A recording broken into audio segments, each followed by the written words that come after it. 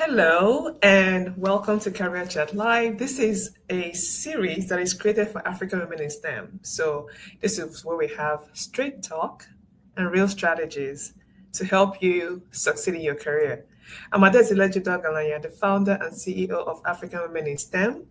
And African Women in STEM is a professional network and community that is empowering women to take ownership of their careers, reach their full potential, and pay it forward. So we offer career and leadership development programs, mentoring, and a supportive community. So whatever your career goal is, whether it's to get a job, to get a promotion, or to earn more money, you'll find the resources that you need in our community. I believe that the one asset that every African woman in STEM needs is a power network that will help them unlock opportunities. So if you're ready to unlock opportunities, if you're ready to succeed in your career and do all that with the support of a powerful community of women, come join us. All right. So send me a DM, on Instagram, LinkedIn, wherever you're watching this. On YouTube, you can send me a message in the comments and I will let you know how to join. But also the link is there at the bottom of this video as well. All right. So each week on Career Chat Live, I either go solo or I have a mentor to help you answer your career questions. All right, so and give you great insights and help you navigate your career in a way that will ensure that you're always moving forward and not just succeeding but thriving as well. So if you're on here today, invite your friends to join you and listen. And again, don't forget to follow us on LinkedIn, on Instagram, and on YouTube so you don't miss this. It's a weekly series and I want you to get the most out of everything that we're offering here. So, all right. So again, I said today I'm going solo. All right. So I am currently in Chicago for a conference. And this is important because we're talking about conferences. So last weekend I was in Albany for a conference. Right now I'm in Chicago for a conference. And later this week I'm going to be in Philadelphia for another conference. So this question came up a lot while I was in Albany and even now. It's like someone was asking, how do I make the most of my conference experience? Because people come to conferences, stay a couple of days, go back and say the conference was a waste of time. And there's a reason for that. And that's what we're going to discuss today. So this person asked, how do I make the most of my conference? How do I get the best conference experience? How do I make sure that I get what I need in a conference? And I'm going to say that when most people go to conferences, their first thought is, what am I going to get out of this conference? Which is perfectly fine. You don't want to wake up because most times you have to either travel out of town or even drive there, even if it's in town. You don't want to just go there and have no plan, right? But usually people think about, what is it I'm going to get out of this? And for most students and early career professionals, it's internships, job opportunities. Those are the two things. So they go to conferences, or you go to conference, and that's what you're focused on your entire time, whether the conference is 2 or 3 days. You're focused on making sure that you get your resume, you talk to all the recruiters, you do all the interviews that are available to you, and then you try to get a job. And then when all of that happens, and you leave the conference, and you're not able to get an internship or a job, or the internship or job that you wanted, what most people say is the conference was a waste of time. The conference was a waste of time. So basically, the 3 or 2 days that they spend there in community or in around like hundreds of people, sometimes even thousands, depending on how big the conference is, was a waste of time. Today, I'm here to tell you that yes, looking for a job or looking for internships are important. I remember there was a time I used to go to conferences just to get in front of the recruiters, have those conversations, land a job or an internship. But I want you to think about something else. When you're going to a conference, think about, yes, what you're going to get, but also think about what value you're going to offer in that conference. How would you add value?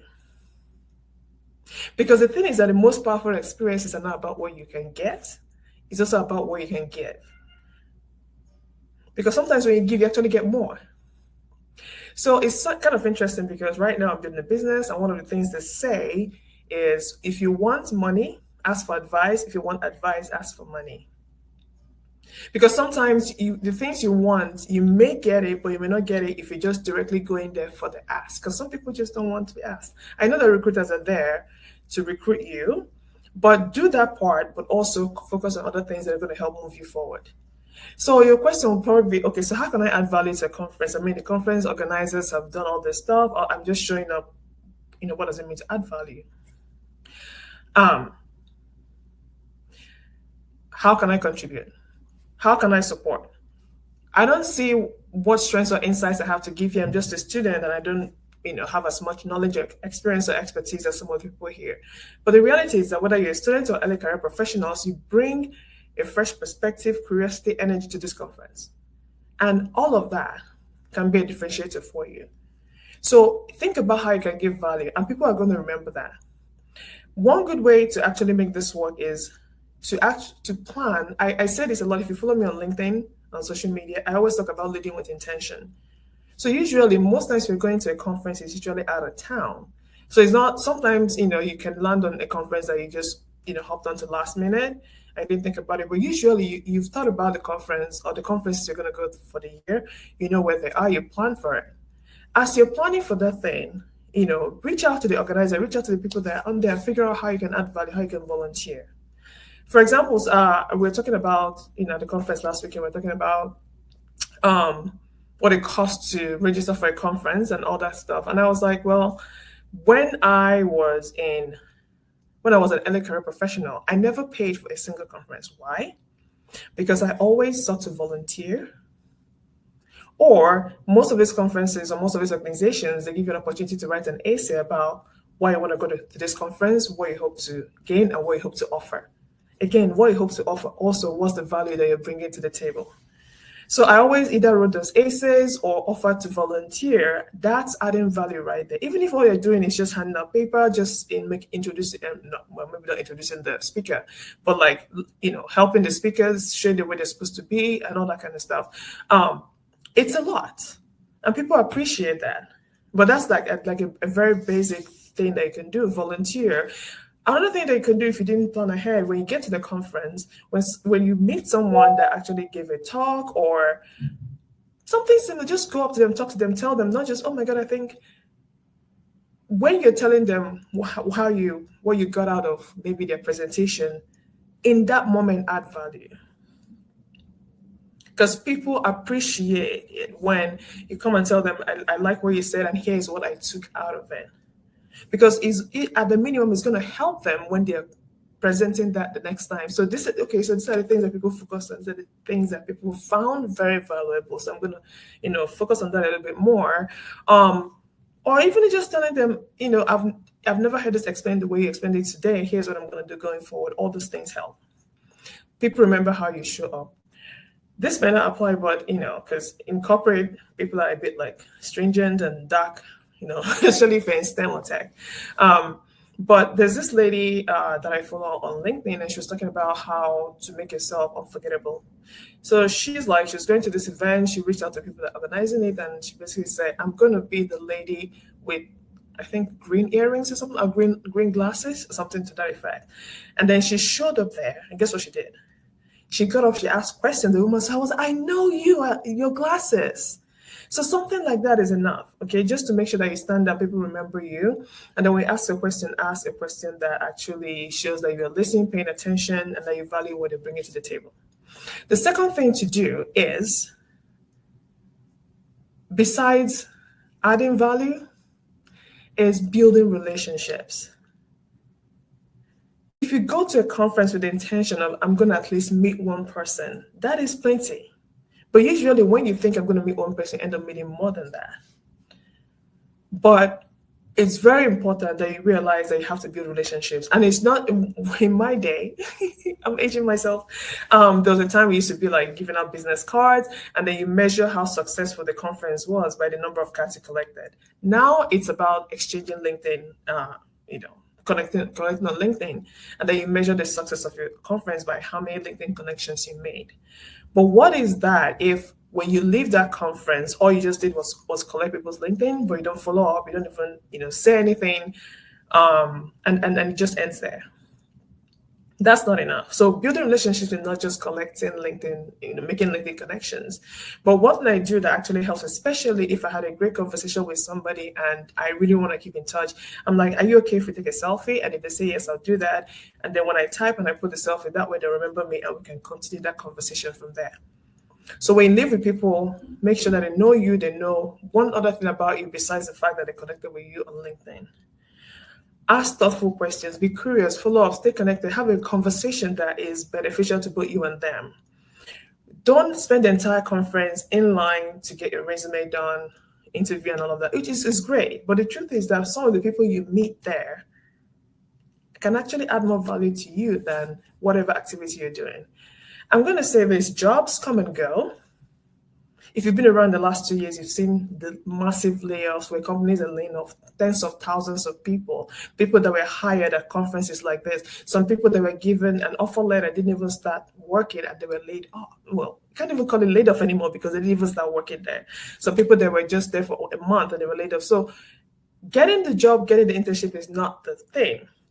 Because you can actually get it and you're told a few days before you start working, we're sorry, but we don't need you anymore. So more than that, jobs come and go, but relationships can last a lifetime.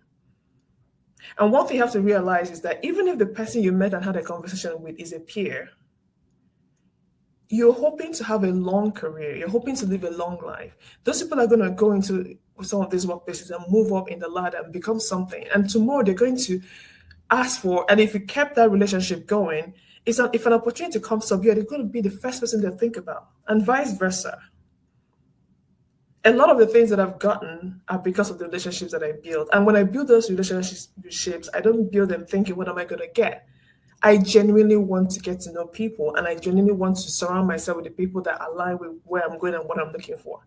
Because I believe that there's no point doing something alone when you can do it in community with other people. So again, besides going to a conference to look for a job, look for an internship, which are all very important, add value, make sure that people know that you're there, and most importantly, live with new relationships, okay? Or the old ones that you have actually, make them stronger, because sometimes people meet online and then when they meet in person, it just strengthens the bond. Or maybe you saw someone a year before, 2 years before, you see them again, strengthen the bond. But relationships are key. So what I'm going to say is that this is kind of conference season. So if you're at a conference right now, if you're going to a conference, by all means, look for a job. Yes, you need a job, you need an internship, you need experience, you need to pay your bills, you need to practice your craft and all of that. However, find out how you can add value.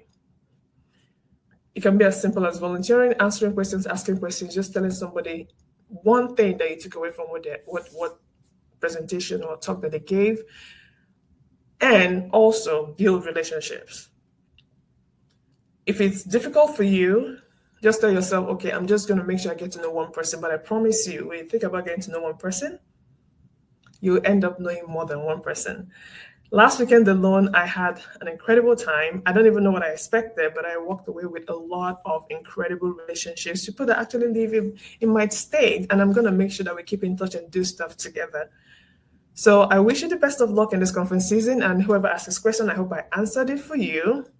But I need you, when you're going to things like this, to think long-term versus short-term. Do the short-term thing, but also do the things that will help you long-term in your career. Because my hope for you is that you have a long, sustainable, successful, thriving career. And you don't get there by just focusing on what you did in the moment. Do what you need in the moment, but also make time for what will get you, through your career, not just surviving, but succeeding and thriving in the long term. All right. So don't forget to show up with value. Don't forget to make yourself memorable. And don't forget to build relationships. So again, this is Career Chat Live with Adesila Judagalanya. I hope you got a lot from this. So follow us on LinkedIn, Instagram, and YouTube as well. And if you have any questions, DM me on any of those channels, and I will answer it next time. All right, until next week, bye.